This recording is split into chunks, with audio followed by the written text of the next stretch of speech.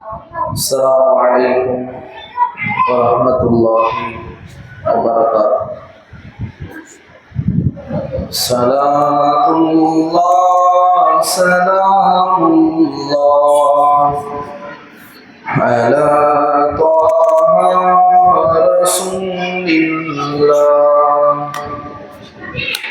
صلاة الله سلام الله على ياسين حبيب الله. على ياسين حبيب الله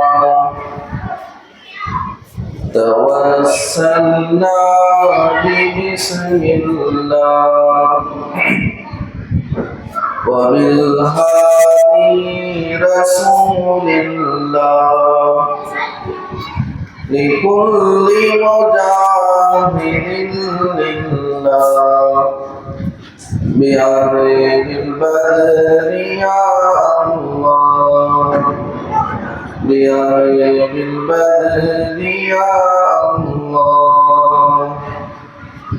إلهي سلم الأمة من الآفات والنقمة ومن هم ومن همة بعرض البدر يا الله. بعرض البدر يا الله. صلاة الله سلام الله على طه رسول الله. صلاة الله سلام الله على ياسين حبيب الله. على ياسين حبيب الله. الحمد لله نحمده ونستعينه ونستغفره ونؤمن به ونتوكل عليه ونعوذ بالله من شرور أنفسنا ومن سيئات أعمالنا. من يهده الله فلا مضل له ومن يضلله فلا هادي له. وأشهد أن لا إله إلا الله وحده لا شريك له وأشهد أن محمدا عبده ورسوله أرسله بالحق بشيرا ونذيرا وداعيا إلى الله بإذنه وسراجا منيرا. وصلى الله تعالى عليه وعلى آله وصحبه وبارك وسلم تسليما كثيرا. أما بعد. கண்ணியத்திற்குரிய அல்லாஹ்வின் நல்லடியார்களே, பெரியோர்களே, சகோதரர்களே, வாலிபர்களே, சகோதரிகளே, தாய்மார்களே, எல்லாம் வல்ல அல்லாஹ் சுப்ஹானஹு வ தஆலா நம்முடைய சிறிய பெரிய அனைத்து பாவங்களையும் மன்னித்தருள் புரிவானாக. அவனுடைய ரஹ்மத்திற்கும் அவனுடைய பொருத்தத்திற்கும் உரியவர்களாக அல்லாஹ் நம்மை ஆக்கி அருள் புரிவானாக. நீண்ட ஆயுளையும் உடல் ஆரோக்கியத்தையும் எல்லாவித செயல்களையும் அல்லாஹ் நமக்கு தந்தருள் புரிவானாக. திடீரென்று வரக்கூடிய நோய்கள் பேராபத்துகளிலிருந்து அல்லாஹ் முழு பாதுகாப்பை நமக்கு நசீபாக்குவானாக. கண்ணியத்திற்குரிய அல்லாஹ்வின் நல்லடியார்களே, அல்லாஹ் சுப்ஹானஹு வ தஆலா நம்ம எல்லோரையும் இந்த உலகத்திலே மனிதனாக படைத்து சந்தைப்படுத்தி வச்சிருக்கார். உலகிலே எவ்வளவு படைப்புகள் மனிதனுடைய சக்திக்கு அப்பாற்பட்டு வனவிலங்குகள், மிருகங்கள், கால்நடைகள் இருந்த போதிலும் மனித சமூகத்தை மட்டும் அல்லாஹ் சந்தைக்குரியவர்களாக ஆக்கி சொன்னான்.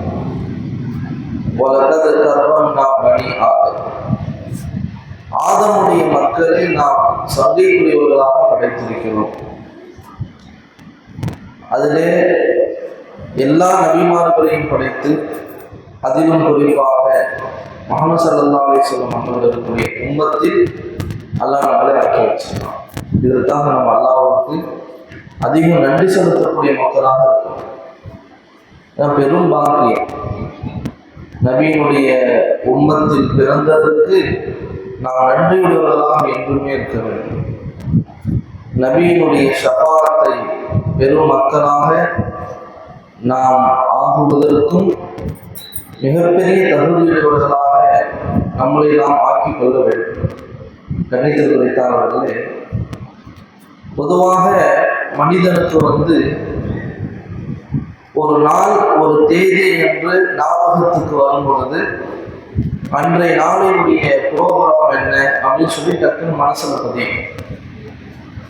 அதற்கு உமர் ரலியல்லாஹு அன்ஹுடைய காலத்துல அபூ மூஸா அஷ்அரி ரலியல்லாஹு அன்ஹு நாட்டினுடைய கவர்னர். உமர் ரலியல்லாஹு அவர்கள் அமீருல் மோமினீன்.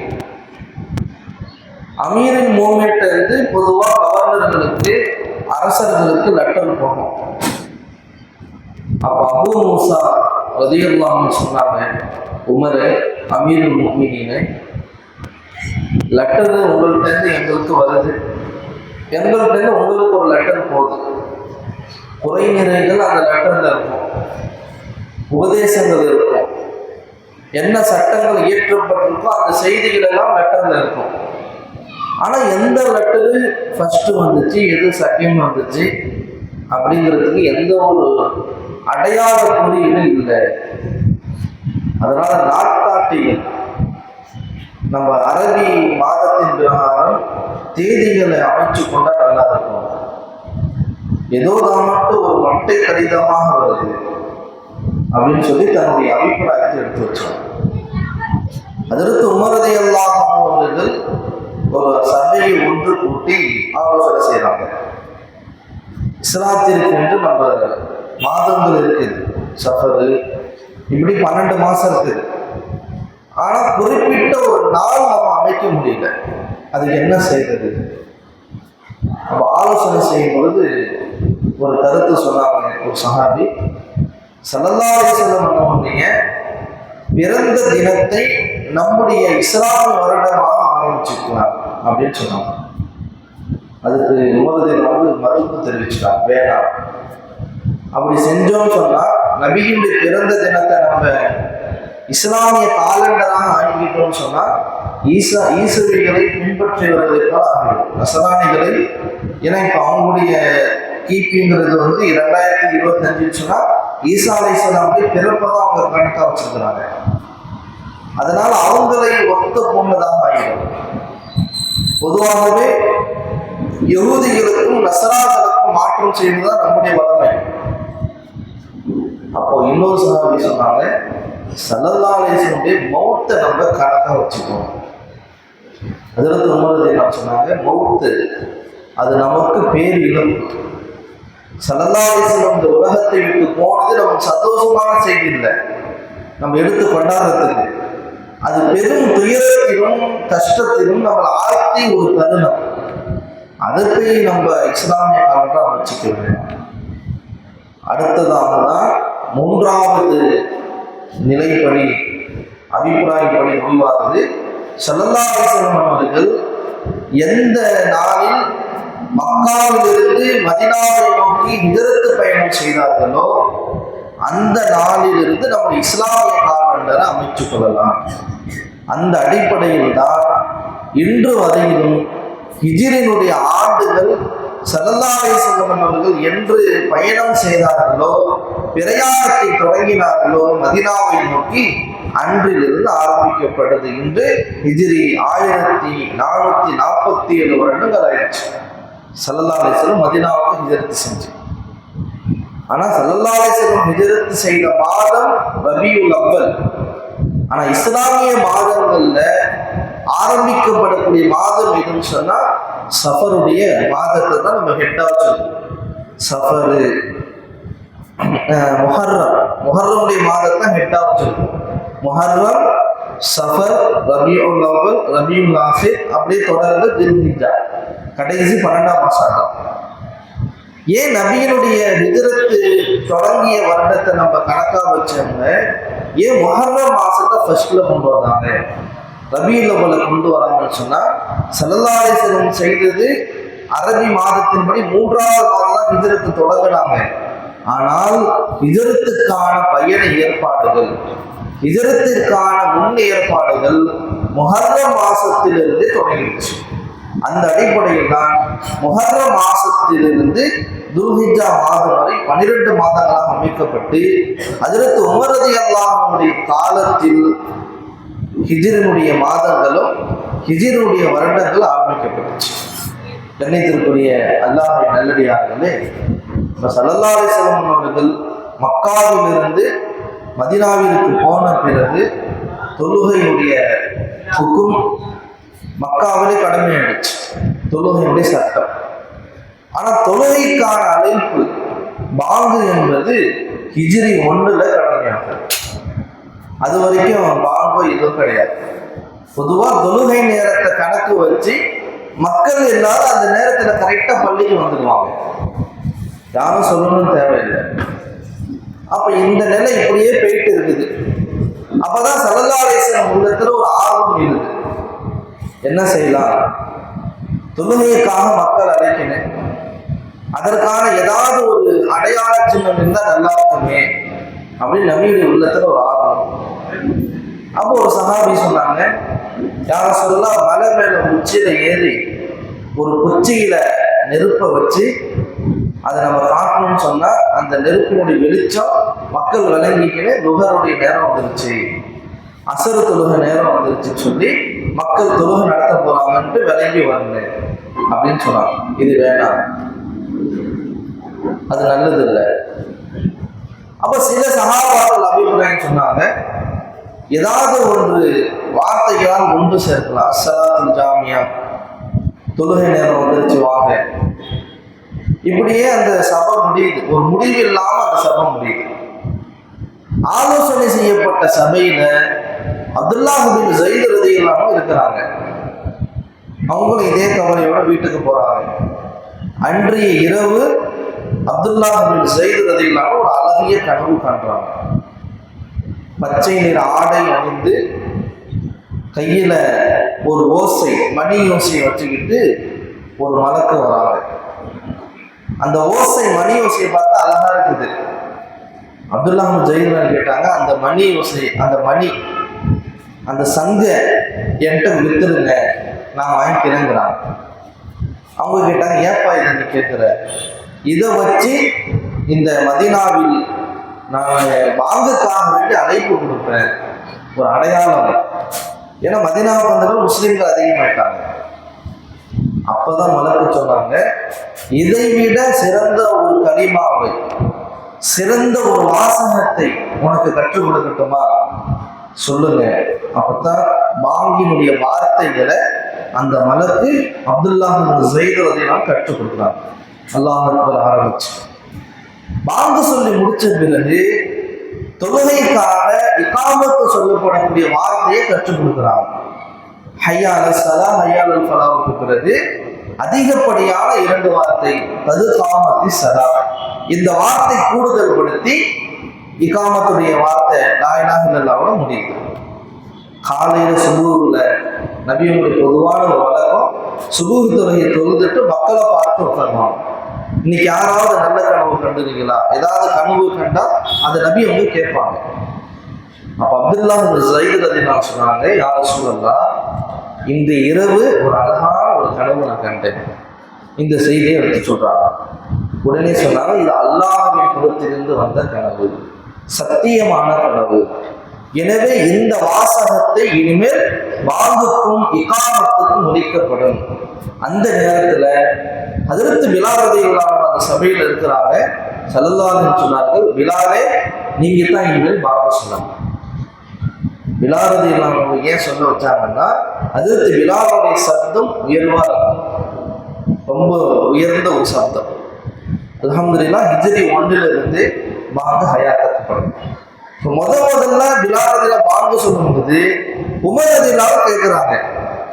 கேட்ட உடனே நேரா நபிகிட்ட ஓடியாடுறாங்க.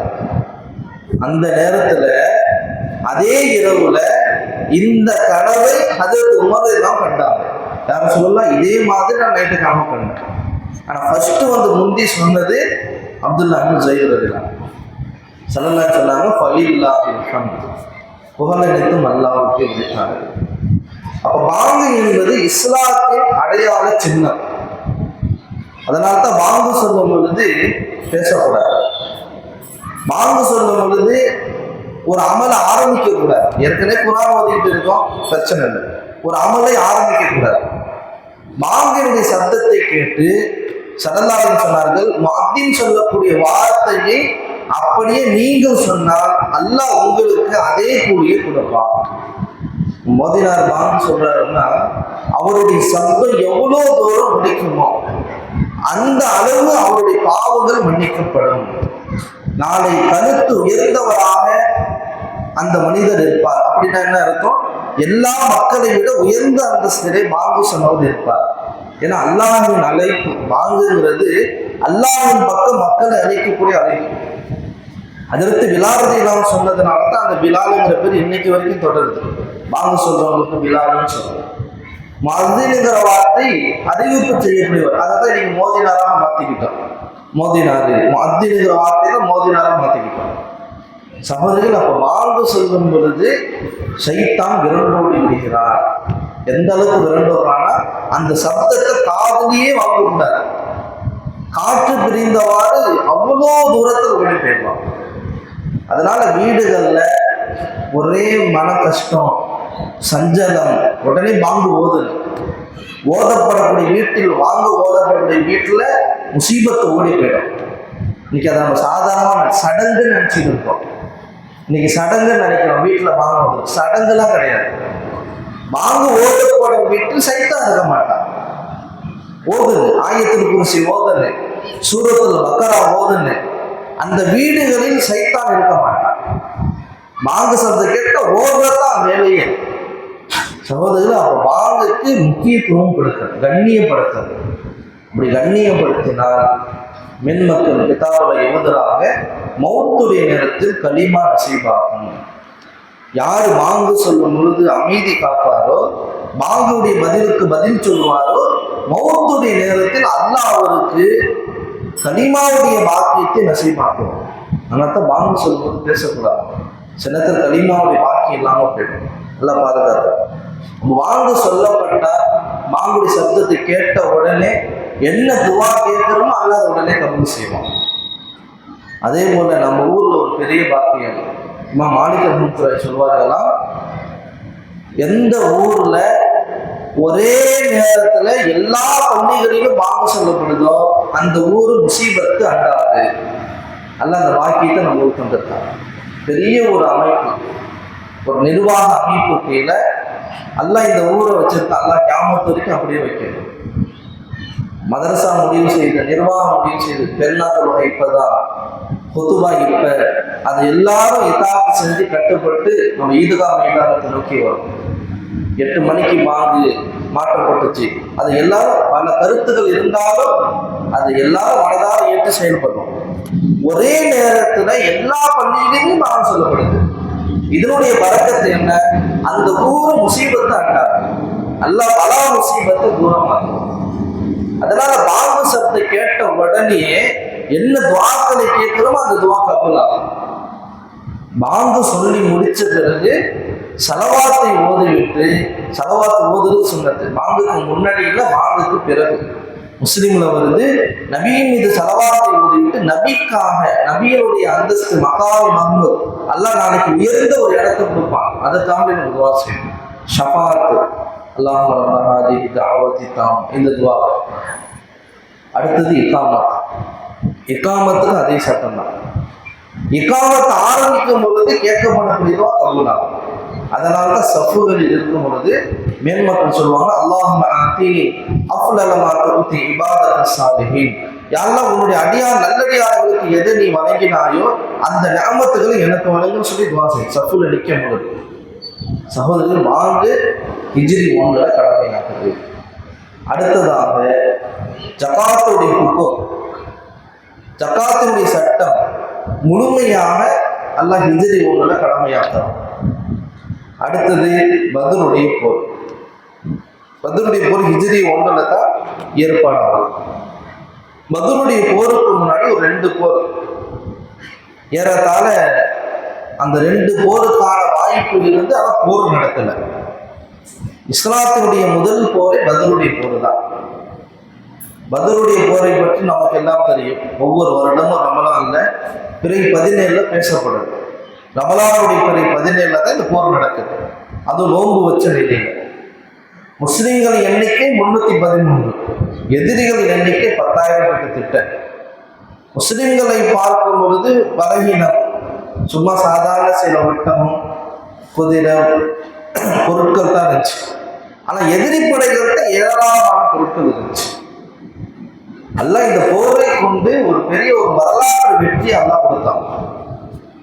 அந்த போருக்கு முன்னாடி ஒரு நைட்டு ஃபுல்லா ஸல்லல்லாஹு அலைஹி வஸல்லம் துஆவுல தான் ஈடுபட்டாங்க. யா அல்லாஹ், இது உன்னுடைய இந்த படை தோல்வி அடைஞ்சிருச்சுன்னு சொன்னார், இந்த படை வெற்றி பெறலன்னு சொன்னார், உன்னுடைய பெயர் சொல்லக்கூடிய உலகத்தில் ஒருத்தர் இனிமேல் இருக்க மாட்டான். ஏன்னா இது முதல் போர்.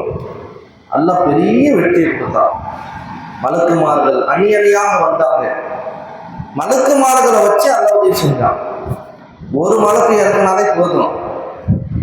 3 விதமா அல்லாஹ் குர்ஆன் சொல்றான். 1000, 3000, 5000.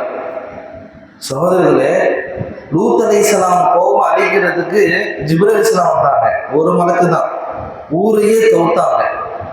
ஆனா ஒரு மலக்கு அனுப்பியிருக்கலாம். அல்லாஹ் 1000, 3000 கிட்ட ஏன் அனுப்பலாம்? அல்லாஹ் 3 விஷயத்த சொன்னான். முதலாவது புஷ்ராலஹும், இந்த மூமின்களுக்கு சுப செய்தி. இந்த மலக்குகள் வந்தது சுபோச்சரம் யாருக்குன்னு சொன்னா மூமின்களுக்கு. 2வது அவர்களின் உள்ளம் சாந்தி அடையும், நிம்மதி பெறணும்.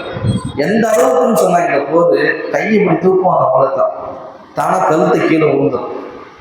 யாரு வெட்டுனா தெரியாது. ஹதீஸுடைய அறிவிப்பு பல மாதிரி வருது. ஜிப்ரீல் அலைஹிஸ்ஸலாமை கண்ணால் பார்த்தார்கள், மலக்குகளின் சத்தத்தை காதால் கேட்டார்கள். 3வது மலக்குகளை இறக்குனது இந்த மூமின்கள் சோர்வடைந்திருக்கூடாது, அவனுடைய ஈமானை இன்னும் உறுதியாகுங்கிற இதுலதான் அல்லாஹ் இந்த பத்ருடைய போரில் மலக்குமார்களை அந்நியமையாக அல்லாஹ் இறக்கினான். இந்த போர்ல கிடைச்ச வெற்றியே 2 தான். வெற்றிக்கு காரணம் 2 அல்லாஹ் குர்ஆன்ல சொல்றான். அந்த 2 தன்மை ஒவ்வொரு மூமினிடம் இருந்தால் கைபி நுஸ்ரத், அல்லாஹ்வின் புறத்திலிருந்து மறைமுக உதவி வந்துகிட்டே இருக்கும். கைபி நுஸ்ரத், அந்த 2 தன்மை ஒரு மூமினுடைய வாழ்க்கையில் இருந்தால் எல்லா விதமான சூழ்ச்சிகள், எதிரிகளுடைய சூழ்ச்சிகள், ஆபத்துகளிலிருந்து பாதுகாப்பு கிடைக்கும். அதுல முதலாவது அல்லாஹ் சொல்றான், வ இன் தஸ்பீரு வ தத்தகு, பொறுமை குணம். 2வது தக்வா. இந்த 2 இருந்துச்சுன்னு சொன்னா நான் தல்லுருக்கும் கைதுகும் ஷைஆ, ஒரு காலம் எதிரிகளின் மூலமாக வரக்கூடிய சோதனை சூழ்ச்சி நம்மளை தொடாது. சகோதரர்களே, அப்போ அந்த பத்ர் சஹாபாக்கள்கிட்ட இந்த 2 தன்மை இருந்துச்சு. வாழ்க்கையில பொறுமை ரொம்ப முக்கியம். பல கட்டங்கள் நமக்கு சோதனை வரும், பல நிலைகள்ல நமக்கு சோதனை வரும். ஏன்னா இந்த நல்ல வணிகமே, இந்த உலகமே தாருல் அமல், அமல் செய்யக்கூடிய உலகம் தான் இருக்கு. ஒரு தற்காலிக உலகம் தான் இது. நம்ம இங்க வந்ததுனால நிரந்தரமா இங்க இருக்க போறோம்லாம் கிடையாது. ஒரு நாளைக்கு நோட்டாக போறோம். அப்போ பல கட்டங்களை நம்மளுக்கு நல்லா சோதிக்கும். முஸ்லீமா இருந்தாலே சோதனை தான் வரும்.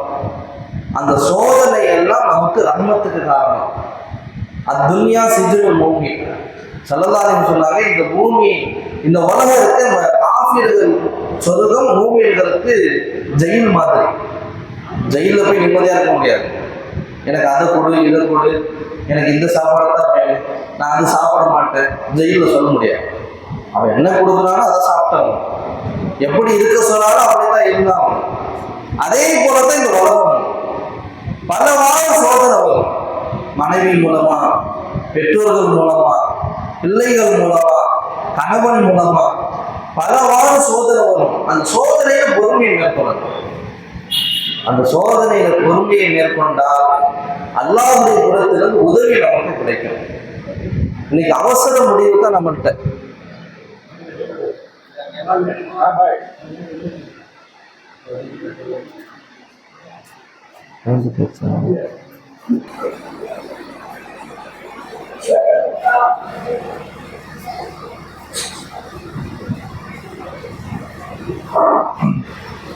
வாழ்க்கையில அவசர முடிவு எடுக்கக்கூடாது. வாழ்க்கையில பொறுமை ரொம்ப முக்கியம். சில நேரங்கள் அவசரப்படும். அது அஜலத்து மினஷ் ஷைத்தான் வல் அனாத்து மினல்லாஹ். அல்லாஹ் ஸல்லல்லாஹு அலைஹி சொன்னாங்க, நிதானம் இருக்குது இது அல்லாஹ்வுடைய குணம், அவசரம் இருக்குது இது ஷைத்தானுடைய குணம். சில நேரத்தில் அவசரப்பட்டா காதை அப்படியே கவுந்து போயிடும்.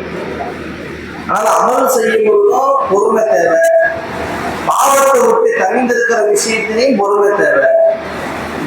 சோதனை வரும் பொழுது அந்த சோதனை தாங்கிக் கொள்ளக்கூடிய மனம், அந்த பொறுமை நமக்கு வேணும். அதனாலதான் அல்லாஹ் அய்யூப் அலைஹிஸ்ஸலாம பிரஸ்தாபித்து பேசலாம். நல்ல செழிப்பா இருந்தாங்க அய்யூப் அலைஹிஸ்ஸலாம். நல்ல வசதி, பிள்ளைகள் எல்லாம் அல்லாஹ் கொடுத்தான், மனைவி மக்கள் அல்லாஹ் கொடுத்தான், டோட்டலா எல்லாம் காட்டி ஒரே ஒரு மனைவி மட்டும் தான் இருக்கிறாங்க. அல்லாஹ் பெரிய சோதனை கொடுத்தான், உடல் ரீதியான ஆபத்தை கொடுத்தான். எல்லா நிலையிலும் பொறுமையை மேற்கொண்டாங்க. பொறுமைங்கிறது அல்லாஹ்வுடைய குணம் சகோதரர்களே.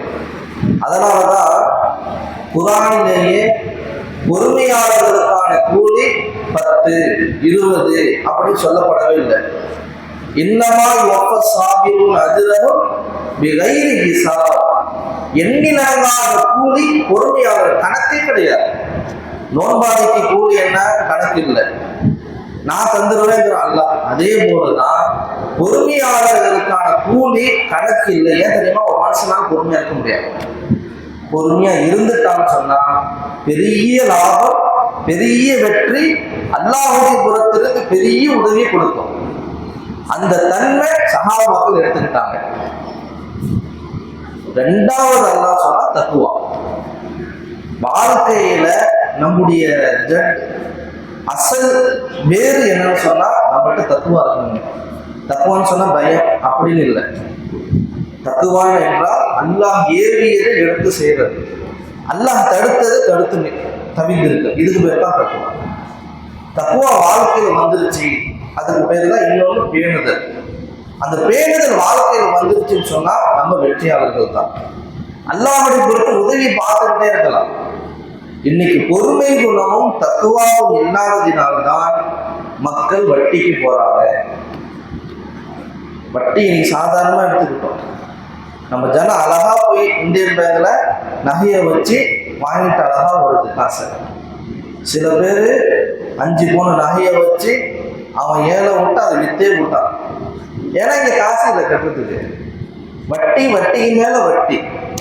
முதல்ல சொல்லி கவலைப்படுற, வீட்டுல கொண்டு போய் வச்சு விட்டாளா 5 பவுன் நகைய எல்லாம் போச்சு ஏழை விட்டு. முசீபத்து சொல்றது வட்டி இருக்கு, முசீபத்து. எல்லாம் பாதுகாக்க நீ சாதாரணமா பழக்கமா போயிடுச்சு. சிலருக்கு அப்படியே போய் வைக்கிறது, வாங்குறது, செலவு செய்யறது, மாப்பிள்ளை அனுப்புறதை எடுத்து போய் கட்டுறது, திரும்ப வட்டிக்கு வச்சு வாங்குறது. பெரிய முசீபத்துக்கு காரணமே இதுதான். நம்முடைய வாழ்க்கையை வீணாக்கிடும். சில ஹராம்கள் அல்லாஹ் தடுத்து எடுத்து செய்யறது வாழ்க்கையே வீணாக்கிடும், வாழ்க்கையை குட்டி சோறாக்கிடும். அப்ப இந்த விஷயத்துல நம்ம பொறுமையா இருக்க மாட்டோம். அந்த பொறுமை குணமும் தக்குவா வாழ்க்கையில வந்துருச்சுன்னா அல்லாஹ்வுடைய புறத்தில் உதவி கிடைக்கும். இதைத்தான் அல்லாஹ் தஆலா பத்ருடைய சஹாபாக்களை எடுத்து வைக்கிறான். சரியத்துல இஸ்லாத்துல போர்கள் நிறைய நடந்துச்சு. எல்லா போருமே என்ன காரணம்? எதிரிகள் கொண்டுங்கிற நோக்கம் கிடையாது. தபூக்குடைய போர் ரொம்ப முக்கியமான ஒரு போர். அதுல 3 சஹாபாக்கள் கலந்துக்க மாட்டாங்க. சூரத்து தௌபால இதனுடைய சம்பவமே வரும். காப் இப்னு மாலிக், ஆமிர் இப்னு ரபி, உமையா 3 சஹாபாக்கள் போர்ல கலந்துக்கல. அதுல மைன் யாருன்னா காபுல் மாலிக்கிறது இல்லை. ஏன் கலந்துக்கல? அந்த நேரத்தில் அவங்க கலந்துக்க கூடாதுன்னு இல்லை, யதார்த்தமான நிலையில லேட் ஆயிடுச்சு. அதற்கு காபுல் சொல்றாங்க, என்னுடைய வாழ்க்கையில அதுக்கு முன்னாடி அந்த அளவுக்கு நான் செல்வந்தனா இல்லை, ஆனா அந்த நேரத்துல என் செல்வ செழிப்பை கொடுத்துட்டாங்க. முன்னாடி என்கிட்ட ஒரு 2 ஒட்டகமோ குதிரை கூட இருக்காது, ஆனா அந்த நேரத்துல அல்லாஹ் எனக்கு வசதி வாய்ப்பை கொடுத்துட்டான். போலான்னு இருந்த தாமதம் ஆயிடுச்சு, போக முடியல. தபூக்குடைய போருடைய இடத்துக்கு போன பிறகு அந்த இடத்துல ஸல்லல்லாஹு அலைஹி கேட்கிறாங்க, காபை காணுமே. அந்த இடத்துல கேட்கிறாங்க, காபை காணுமே சொல்லி. அது ஒரு ஆளை எழுச்சி அவசரப்பட்டு படாதுன்னு, அவருக்கு வசதி வாய்ப்பு அதிகமாயிடுச்சு, அதனால அவர் வரலன்ட்டு. உடனே அந்த சபையில மாதிரி சொன்னாங்க, நபியை அவர் சொல்றது தப்பு, அப்படிப்பட்ட நபர் கிடையாது காரணம். ஏதோ சில தங்கடங்கள் காரணங்கள் இருக்கலாம் அவங்க வராததுக்கு. சகோதரர்களே, அவங்க போர்ல கலந்துக்கிறதுனால ஊருக்கு வந்தவர்கள் சில முனாஃபிகள் என்ன பண்ணாங்கன்னா, ஓடி போய் நபிட்ட சில பொய்களை சொல்லி நாம ஏன் வரலங்கிறதுக்காக வேண்டி நபிட்ட இருந்து அப்படியே விடை பெற்றுட்டாங்க. ஆனால் கஅப் ரலியல்லாஹு அன்ஹு அவர்களும் 2 சஹாபாக்கள் மொத்தம் 3 பேரும் நபிட்ட உண்மையை மட்டும் சொன்னார்கள். கஅப் ரலியல்லாஹு சொல்றாங்க, இந்த நேரத்துல தான் ஸல்லல்லாஹு அலைஹி வஸல்லம் அவர்கள் எங்க 3 பேரையும் ஒதுக்கி வைக்கிறாங்க. அல்லாஹ்வுடைய புறத்தில் இருந்து இவர்களுக்கான தீர்ப்பு வராத வரைக்கும் யாரும் இவங்கள்ட்ட பேசக்கூடாது. இதே மாதிரி 50 நாள் கிடக்குது. 50 நாளைக்கு பிறகு அல்லாஹ்வுடைய புறத்திலிருந்து அறிவிப்பு வருது, அல்லாஹ் மன்னிச்சிட்டா அப்படின்னு சொல்லி. இதுக்கு இடையில காபுல் மாலிக் ரலியல்லாஹு பல சோதனை. கஸ்ஸான் எனும் மன்னர் ஒரு லெட்டர் அனுப்புறாரு காபுல் மாலிக் ரலியல்லாஹு, காபே உன்னுடைய சமூகமே உன் ஒதுக்கி வச்சிருச்சு, நீ என்கிட்ட வந்தது பேரம் பேசுற கட்சி மாறதுக்கு. காபுல் ரலியல்லாஹு சொன்னாங்க, அந்த லெட்டர் படிச்சுட்டு, இதுவும் அல்லாஹ்வுடைய புறத்தும் வந்து எனக்கு பெரிய சோதனை. இந்த சம்பவத்தை கொண்டு நமக்கு என்ன படிப்பேன்?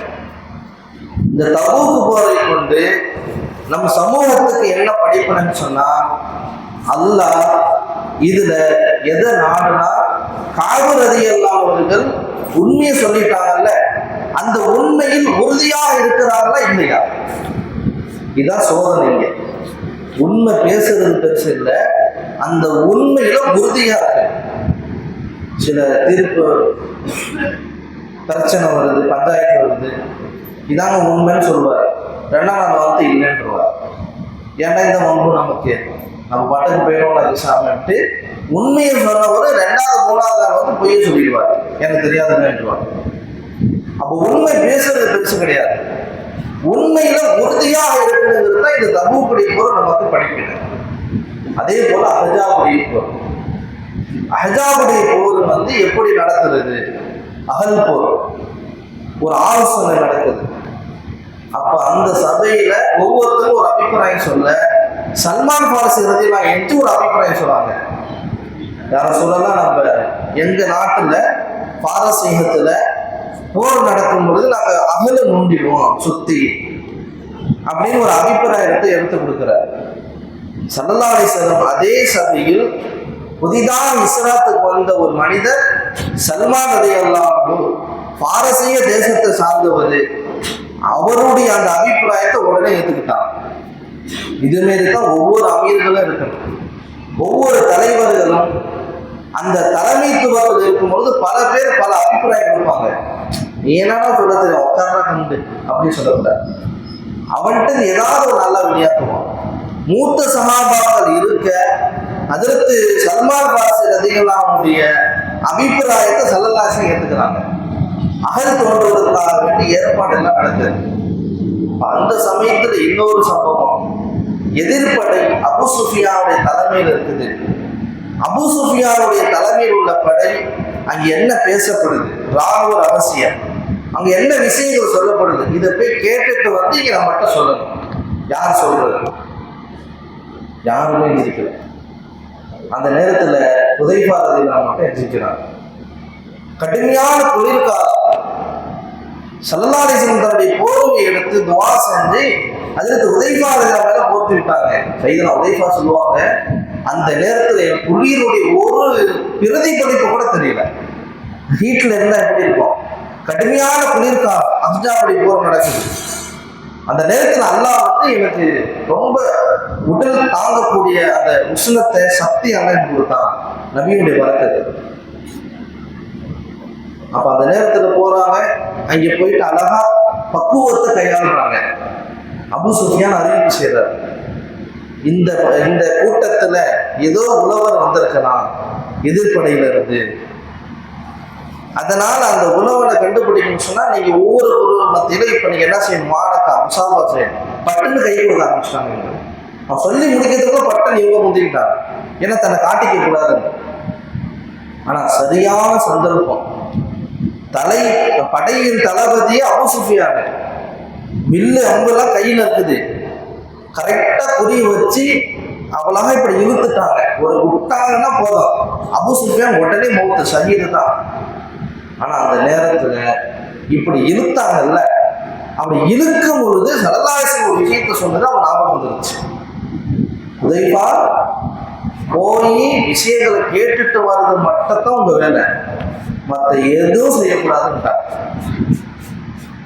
எங்க தலைவரே போட்டுட்டா போருக்கு என்ன வேலை, முடிஞ்ச போரே கிடையாது. ஆனா ஸல்லல்லாஹு அலைஹி வஸல்லம் சொன்னதினால் எதையும் பேசாம அப்படியே வெளில வச்சுட்டு கம்முன்னு வந்துட்டாங்க. இதுதான் ஒரு தலைமை நமக்கு ஒரு செயலை செய்யுங்கன்னு சொல்லுது, அதுக்கு கட்டுப்படுறோம்னு சொன்னா அதனால் அல்லாஹ் பெரிய ஒரு பிரதிபலிப்பை ஏற்படுத்துவான்.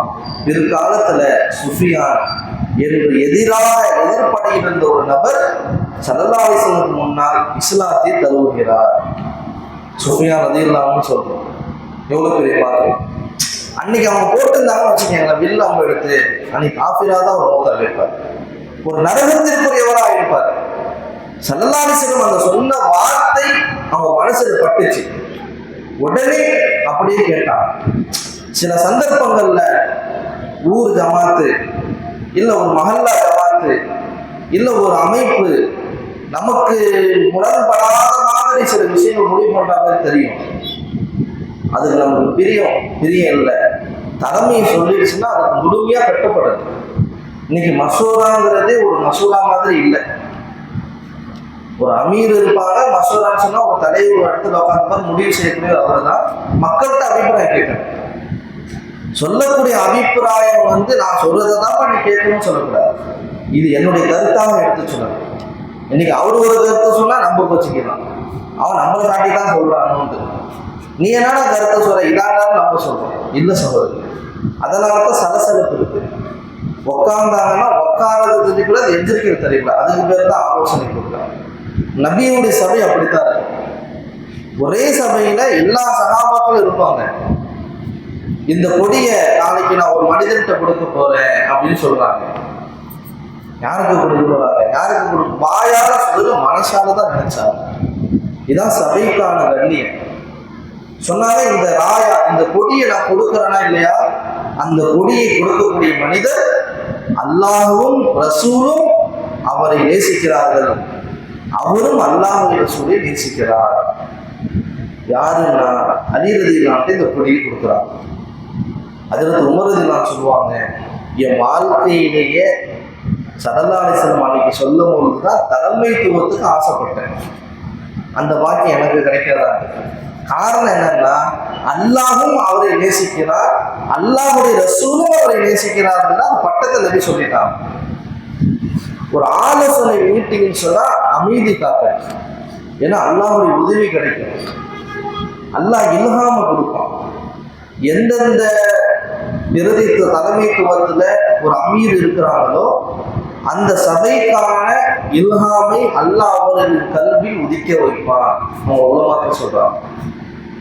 நம்ம ஊருக்கு தலைவராக, இந்த ஊருக்கு நல்லது எது கெட்டது, ஒரு கட்சிக்கு ஒரு தலைவராக இருக்கிறார், இஸ்லாமிய கட்சிகள், அந்த கட்சி சார்பாக ஒரு மீட்டிங் நடக்குது, எது நல்லது எது கெட்டது, அல்லாஹ் அந்த இல்ஹாமியத்தை கொடுப்பான். அதுல கஹராயா இருக்கும் பொழுது, ஆழமா இருக்கும் பொழுது அல்லாஹ் அதற்கான இல்ஹாமியத்தை நமக்கு தருவான். இன்னைக்கு காலங்கள் அப்படித்தான் போகுது. எல்லா மஜ்லிஸிலும் சபையினுடைய ஒழுக்கத்தை பற்றி சொல்லித்தான் மீட்டிங்கே ஆரம்பிக்கும். மீட்டிங்னா என்ன, அதுதான் தமிழ்ல ஆலோசனைகளும் இங்கிலீஷில் மீட்டிங்களும் அரபியில் மசூராங்கிறோம். மசூரானா என்ன? அபிப்பிராயங்கள் சொல்லணுமே தவிர அது அதிகார கோரணின்னு சொல்லக்கூடாது. இங்கு ஒன்று முடிவு செய்யப்படுதுன்னா அல்ஹம்துலில்லாஹ் கபூல் செஞ்சு பெற்றுக்கணும். நான் சொல்லி கேட்கல, அவர் மீறிட்டு ஒன்று முடிவு செய்யறாரு, கொச்சி கேட்கக்கூடாது. அது நல்லா கையில் வச்சிருப்பான். நம்முடைய கவலைகளையும் நம்முடைய அந்த மன சஞ்சலங்களை அந்த இடத்துல போய் கொட்டணும். இது நடக்குதுங்க, இப்படி இருக்குதுங்க, இப்படி செஞ்சா நல்லா இருக்கும் எடுத்து சொல்லணும். அந்த இடத்துல எது முடிவாகிறதோ அல்ஹம்துலில்லாஹ் போயிட்டு இருக்க.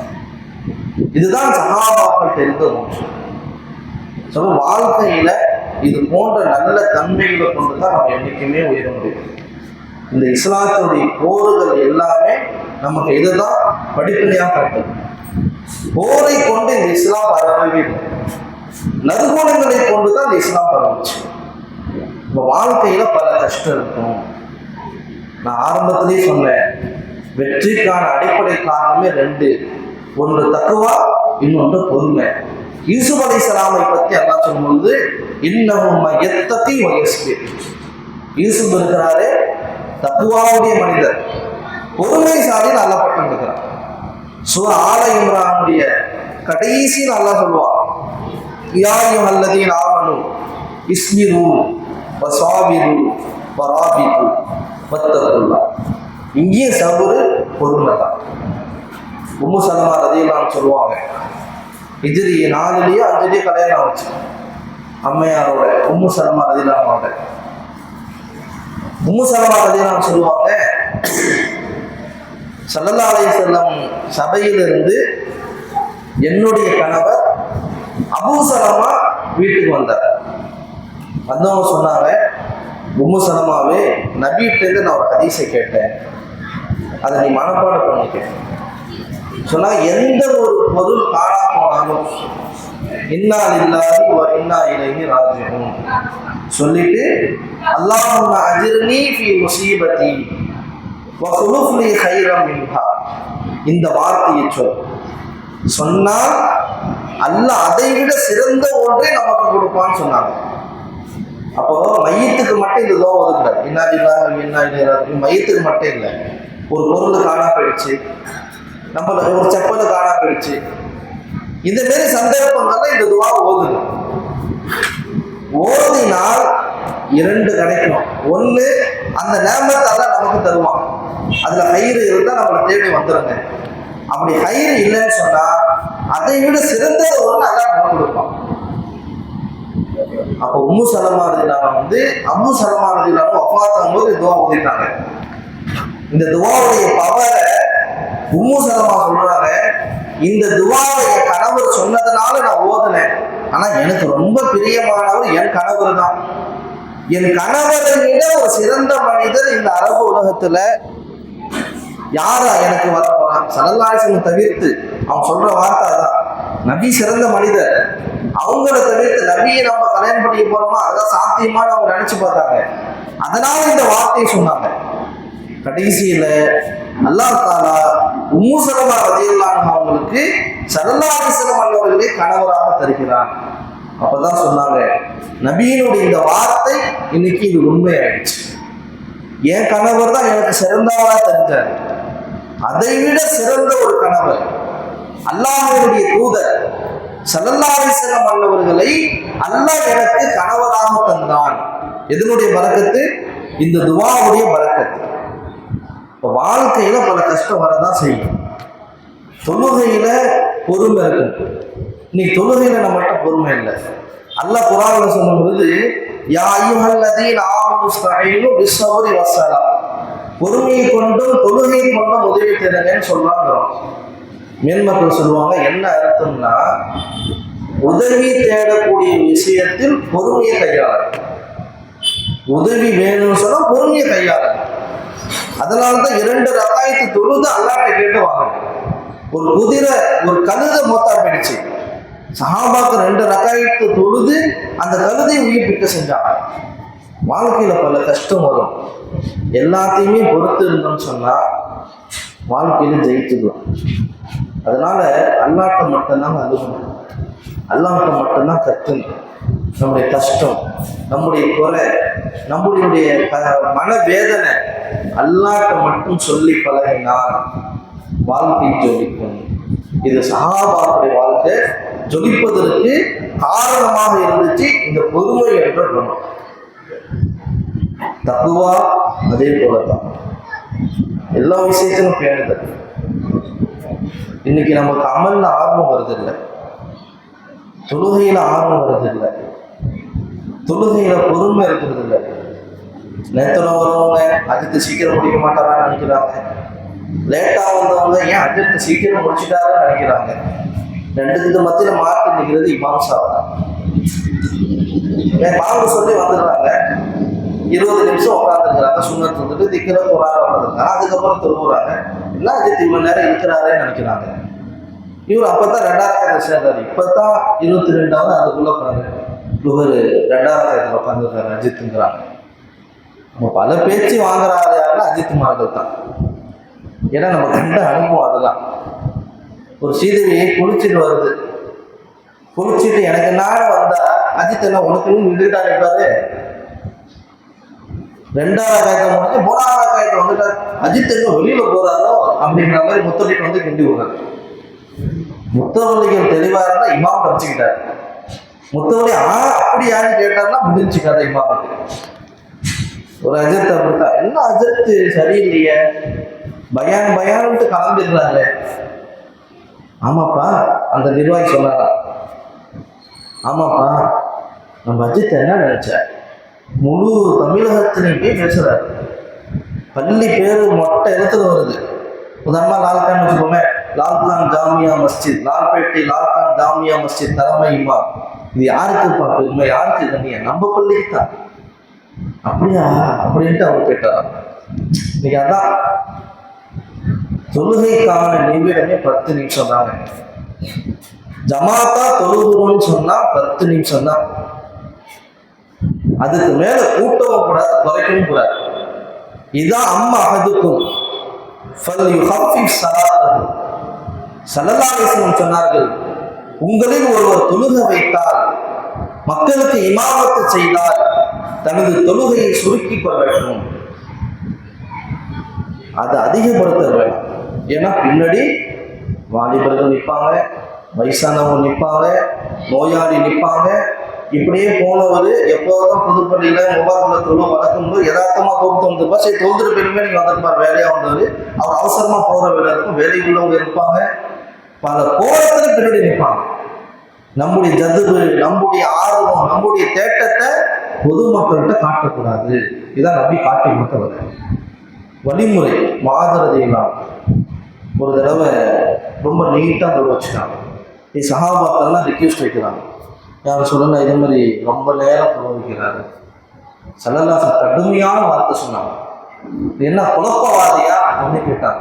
குழப்புறையா போட்டு என் வல்லையில் இல்லை, சபி இஸ்மா சூரா இல்லை, இதை ஓதி தொழ வைப்பா அப்படின்னு ஸல்லல்லாஹு கண்டிச்சாங்க. மக்களுக்கு இலக காட்டணும், அவரு தான் இமாம். மக்கள் பல பேர் பல இதை சொல்லுவாங்க. மனுஷனுடைய நீதியே அப்படித்தாங்க. நம்மளை சாப்பிடவும் விட மாட்டான், தூங்க விட மாட்டான்.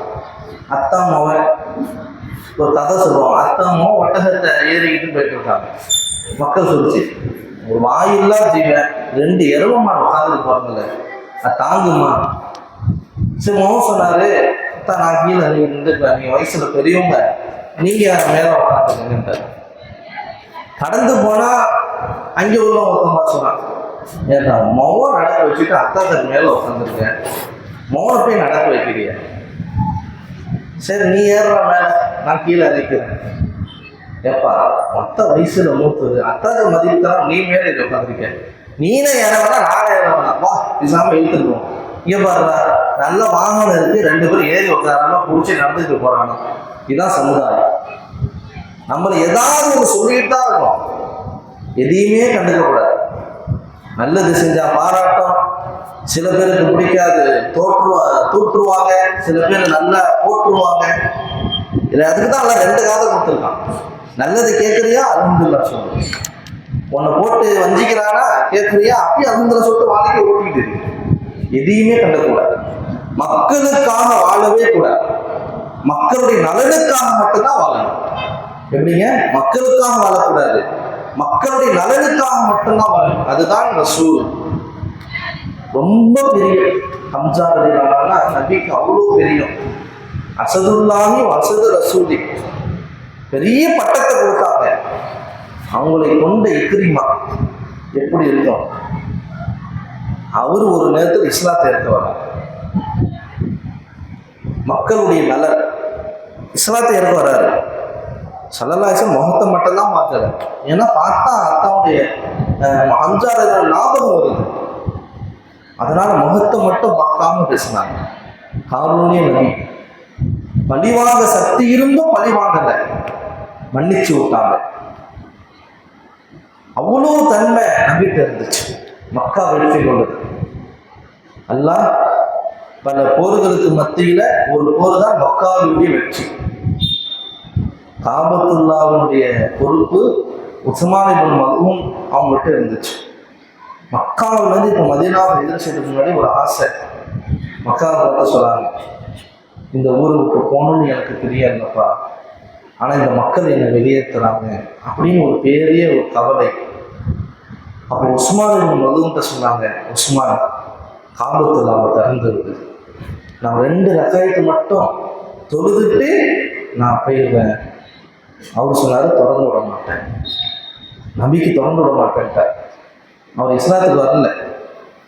ஸல்லல்லாஹு சொன்னாங்க, உஸ்மானே, இன்னைக்கு நீ திறந்து விடல, ஒரு நேரம் வரும், அப்ப அல்லாஹ் இந்த காபாவின் சாவியை என் கையில் கொடுப்பான். அவர் ஏளனமா சிரிச்சார். நடக்கிறது பேசுங்க, நடக்காதது போய் சொல்லி நிற்கிறீங்க அப்படின்னு ஏளனமா சிரிச்சார்.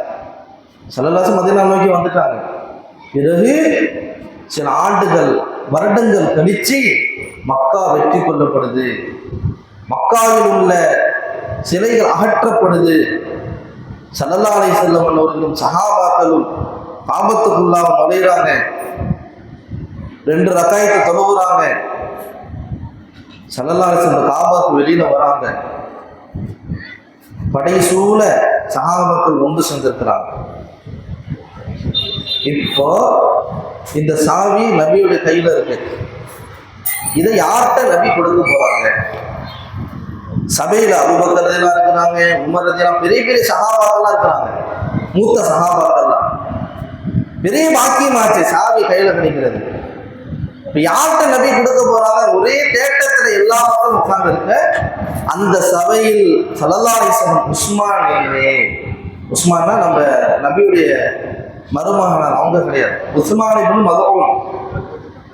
உஸ்மான் இப்னு மல்ஊன் எங்கேன்னு நபி கேட்கிறாங்க. சொன்னாங்க, உஸ்மான், அன்னைக்கு நான் சொன்னேனே, இன்னைக்கு நடந்துருச்சா? இந்தாங்க, இந்த சாவி நீங்களே வையுங்கள், கியாமத்து வரையிலும் உங்கள் சந்ததியிடம்தான் இந்த காபாவின் சாவி இருக்கும் என்று காரூன்ய நபி ஸல்லல்லாஹு அலைஹி வஸல்லம் சாவியை கொடுக்குறாங்க. அஷ்ஹது அல்லா இலாஹ இல்லல்லாஹ் வ அன்னக ரசூலுல்லாஹ். அதே இடத்துல ஈமான் கொடுக்குறாங்க. எவ்வளோ பெரிய நறுமணம் பார்த்து. நமக்கு துரோகம் செஞ்சவன்ட்டே நம்ம போய் உபகாரம் செய்யறதா அப்படின்னு நம்ம நினைப்போம். ஸல்லல்லாஹு அலைஹி வஸல்லம் ஒவ்வொரு செயலும் போரை கொண்டு இஸ்லாம் ஒரு காலம் பரவலை, நறுகுணத்தை கொண்டு மட்டும்தான் இஸ்லாம் பரவச்சு. போர் என்பது அந்த நேரத்தில் தேவை. அலிரா கொடியை வாங்கிட்டு கேட்பாங்க, யாரும் சொல்லலாம், நேராக போய் போரிடணுமா இல்லை அமைதியாக இருக்கணுமா, என்ன செய்ய? அதில் அலிரா சொல்லியிருப்பா, நீ போய் போரே செய்யக்கூடாது, போய் உட்காருங்க, அமைதியாக இருக்குன்னு உடன்படிக்கை ஒப்பந்தம் பேசுறாங்க. அவங்க இஸ்லாத்தை ஏற்றுக்கிட்டு அல்ஹம்துலில்லாஹ். இஸ்லாத்தை ஏற்கிறனால நம்ம போய் பாயக்கூடாது. அவனா நம்மளை தொந்தரவு செய்யறானா இப்போதான் நம்ம வேலையை காட்டணும். அது வரைக்கும் பொறுமையை தான் மேற்கொள்ளணும்.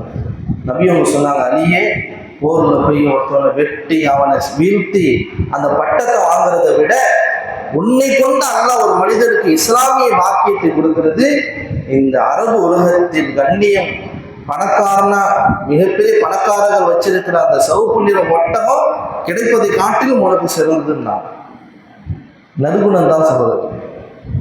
வாழ்க்கையில பல இன்னல்கள், பல கஷ்டம் வரும். மக்களுக்காக என்னைக்குமே வாழக்கூடாது, மக்களை பார்க்கவே கூடாது. 4 10 பேசுவாங்க, 10 போட்டுருவாங்க, எதையுமே கட்டக்கூடாது. லில்லா இதான் லில்லாஹிங்கிறது. லில்லாஹினா இதான் எல்லா சைடிலும் அல்லாஹ். அதுதான் சஹாபாக்கள் உருவாக்குனாங்க. ஸல்லல்லாஹு அலைஹி வஸல்லம் அபுல்லை சமர்கந்தி ரஹ்மத்துல்லாஹி அலைஹி ஒரு மனிதர் கேட்கிறார், இஹ்லாஸ்னா அல்லாஹ் கண்டி செய்யணுங்கிறீங்க, எப்படி செய்யறது? அதுக்கு ஏதாவது உதாரணம் சொல்லுங்க. ஒரு ஆட்டுக்கிடையே ஆட்டை மேய்க்கிறான். ஆட்டு மேய்ச்சிட்டே இருக்கும்போது தொழுகையுடைய நேரம் வந்துருச்சு. இப்போ தக்பீர் கட்டி தொழுகிறான், தொழு செஞ்சுட்டு. இப்போ அவன் மனசுல கொஞ்சமாவது இந்த ஆடுலாம் என்னை போய் எங்க எஜமான் மேய்ச்சிக்கிட்டே இருந்தாரு, லுஹருடைய நேரம் வந்துருச்சு, கரெக்டா தொழுதுட்டாரு அப்படின்னு சொல்லுமா? அந்த எண்ணெல்லாம் உள்ளத்துல வருமா? என்னை பத்தி பிரஸ்தாபித்து நாளைக்கு மறுமையில விட சாட்சி சொல்லும். ஆனா என் மக்களுக்கு முன்னாடி என் மனைவிட்ட, என் பிள்ளைகிட்டலாம் இந்த ஆடு போய் சொல்லும் அப்படின்னு நினைச்சா சொல்லுவானா? சொல்ல மாட்டான். அந்த நேரத்துல எந்த ஒரு எதிர்பார்ப்பும் இல்லாமல் இது ரப்புடைய கட்டளைன்னு சொல்லி அந்த தொழுகை சொல்லுவான். அதுதான் இஹ்லாஸ், அதுதான் இல்லா மன தூய்மைங்கிற. எல்லா நிலையிலும் மன தூய்மையான வாழ்க்கையை மட்டும்தான் நம்ம தேர்ந்தெடுக்கணும்.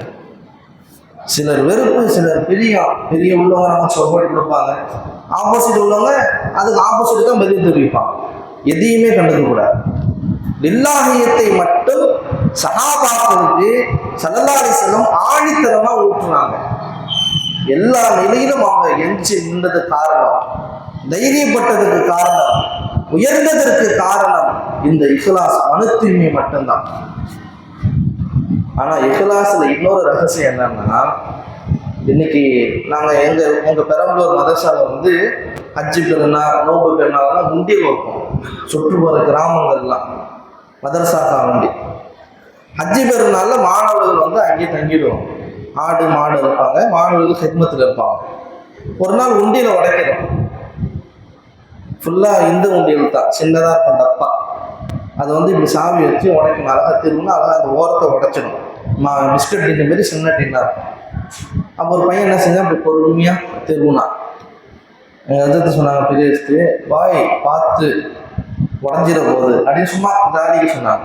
பெருசாலாம் இருக்காது பாய், சீக்கிரம் வேலையை பார்க்க பாய், சுறுசுறுப்பாக செய்யுங்க பாயிட்டு இப்படி போகிறாங்க. பார்த்தா அந்த உண்டியல்ல 2000 நோட்டு கிடக்குது. இது உடனே அந்த நேரத்தில் பெரிய போய் நான் சொல்லுவோம், இதில் 2000 நோட்டு கிடக்குது. அப்போ தான் அஜய் சொன்னாங்க, பாருப்பா இதுதான் இஹ்லாஸ். இன்னைக்கு 50 ரூபா கொடுத்துட்டு பில்லு கொடுங்குறான், 100 ரூபா கொடுத்துட்டு பில்லு கொடுங்குறான். கேட்குற தப்புல கொடுக்கலாம், அது ஒரு விஷயம். ஆனால் 2000 ஒரு மனுஷன் போட்டிருக்கான், யாருன்னே தெரியல. இதுதான் இஹ்லாஸ். யாரு இருந்தாலும் செய்யணும், இல்லைன்றாலும் சொல்லி சொல்றது. அலிரதிலாம் சொன்னாங்க, முஹஸ்ததியுடையவனுக்கு அடையாளம் 3. மக்கள் புகழ்ந்தா தான் புதிப்பான், மக்கள் இருந்துட்டா அப்படியே சொந்து போயிடுவான். மக்கள் இருந்தால் ஆர்வத்தோடு அமல் செய்வார், மக்கள் இல்லைன்னு சொன்னா ஆர்வம் குறைஞ்சு போயிடும். இதுதான் இஹ்லாஸ் இல்லாதவனுக்கு அடையாளம் சொன்னாங்க. லில்லாஹியத்தை மட்டும் வாழ்க்கையில் கொண்டு வருது. நம்முடைய அசல் நோக்கமே அதான். நாளைக்கு மறுமையில மீசானுடைய திராசை கனப்படுத்துவதற்கு அடிப்படையான 2 அமல மென்மக்கள் நமக்கு சொல்லித்தரான். அல்லாஹ் அஸ்ரஃபுல் தானவி ரஹ்மத்துல்லாஹி அலைஹி சொல்வார்கள், நாளைக்கு மறுமையில திராசு கனமாகுமா, அந்த அமல்ல இஹ்லாஸ் இருக்குன்னு, நபியுடைய சுன்னத்து இருக்குன்னு. இந்த அமல்கள் இருந்துச்சுன்னா நாளைக்கு மறுமையில் நம்முடைய அமல் கனத்தால திராசு கூடும். அப்ப எல்லா இஸ்லாத்தினுடைய எல்லா போரும் நம்ம மைண்ட்ல கொண்டு வரணும். இஸ்லாத்தினுடைய போரை போன்று இந்த இஸ்லாம் பரவவில்லை, நறுகுணத்தை கொண்டுதான் இந்த இஸ்லாம் பரவியது. அந்த நறுகுணத்தை நம்முடைய வாழ்க்கையை நம்ம கொண்டு வந்தாலும் நாமும் இருந்தவர்களாக ஆகிடுவோம். கடைசியாக நம்ம சொல்லி முடிச்சு கொள்றேன். அல்லாஹ் தூதர் ஸல்லல்லாஹு அலைஹி சொன்னாங்க, 3 குணம் இருக்கு. அது ஒரு மனிதனுடைய வாழ்க்கையில விட்டார், அல்லாஹ் தஆலா ஹாஸபஹுல்லாஹு ஹிசாபன் யஸீரா, லேசான கேள்வி அல்ல கேட்பான். ஏன்னா நாளைக்கு மறுமையில் அல்ல கேள்வி கேட்டானா முடிஞ்சு அவன் கதி. இப்படித்தான் வருது ஹதீஸ்ல, மூக்கீச முடிஞ்சு அவனுக்கு அல்ல கேள்வி கேட்க ஆரம்பிச்சிட்டாங்க. ஆனா அல்ல என்கிட்ட லேசா கேட்கல சொன்னாங்க. 3மே ரொம்ப கஷ்டம்தான், ஆனா செஞ்சிட்டோம்னா நாளைக்கு மறுமையில லேசு. சில்மன் கதா சொல்லலாம்னு சொன்னாங்க, உன்னை வேணாங்கிறவான நீ சேர்ந்து வாங்க, வாழ்வு அம்மன் நல்லவன், உனக்கு அநீதம் செஞ்சவனை நீ மன்னிச்சிடு அல்லாஹ் தாண்டி. வாத்தி மன் ஹரமன், உனக்கு ஒண்ணுமே அவன் தரமாட்டான், ஆனா நீ அவனுக்கு கொடு. இந்த 3 தன்மை வந்துருச்சு. நீ நாளைக்கு மறுமையில அல்லாஹ் உன்னிடம் லேசான கேள்வி கேட்பான்னு சொன்னாங்க. அது போன்ற நறுமணங்களுக்கு சொந்தக்காரர்களாக அல்லாஹ் என்னையும் உங்களையும் ஆக்கி அருள் புரிவானாக. ஆமீன். வாஆகிரு தஅவானா அல்ஹம்துலில்லாஹி ரப்பில் ஆலமீன். அல்ஹம்துலில்லாஹி ரப்பில் ஆலமீன். அல்லாஹும்ம ஸல்லி அலா சய்யிதினா முஹம்மது வ அலா ஆலி சய்யிதினா முஹம்மது வ பாரிக் வ ஸல்லிம் அலைஹி. ரப்பனா அலைக தவக்கல்னா வ இலைக நபுனா வ இலைகல் மஸீர். யா அல்லாஹ், என்னுடைய பாவங்களை மன்னிப்பாயாக, உன்னுடைய மன்னிப்பை பெற்ற நல்லடியார்களாக கேட்பாயாக, எங்களுடைய ரிசுக்களை பறக்க செய்வாயாக. யா அல்லாஹ், இந்த சீரத் கமிட்டியை கபூல் செய்வாயாக, இந்த ஷேஃபர் மில்லத் இளைஞர் மன்றத்தை கபூல் செய்வாயாக. இதற்காக உழைக்கின்ற நிர்வாகிகள், மாணவர்கள், வாலிபர்கள், உலமாக்கள், யா அல்லாஹ், இதற்காக ஒத்துழைப்பு தரக்கூடிய தாய்மார்கள், சகோதரிகள், பள்ளிவாசல்கள், இதனுடைய நிர்வாகத்தினர்கள் அனைவருக்கும் அவருடைய ரிசுக்கிலும் உடல் ஆரோக்கியத்திலும் பறக்க செய்வாயாக. யாரெல்லாம் இந்த பிள்ளைகள் மூட்டில் எடுத்து செல்லும் பொழுது மனமுகத்தோடு, யாரெல்லாம் அன்போடு நன்மை நாடி தங்களுடைய கரங்களால் முடிந்த அளவு சதக்காக்களை, தான தர்மங்களை, ஹதியாக்களை கொடுக்கிறார்களோ, யாரெல்லாம் அவர்களுடைய ரிசுக்களை மென்மேலும் பறக்க செய்வாயாக.